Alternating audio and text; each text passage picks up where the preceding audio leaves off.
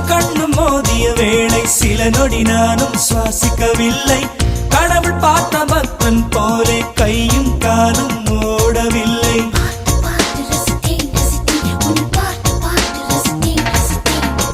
தேவதையும் பேருந்தில் வருமா கனவா நனவா தோன்றவும் இல்லை. நல்ல வேளை சிறகுகள் இல்லை, நானும் அதனால் நம்பவில்லை.